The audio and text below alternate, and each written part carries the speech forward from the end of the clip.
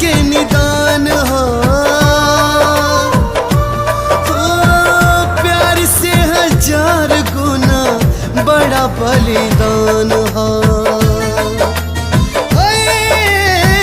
जिंदगी में दुख ही भइल, दुख के निदान हो। प्यार से 1000 गुना बड़ा बलिदान हो।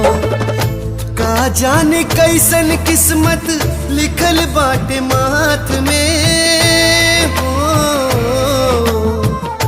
का जाने कैसन किस्मत लिखल बाटे माथ में। दुख तो विधाता देले बाड़े सौगात में। हाँ दुख तो विधाता देले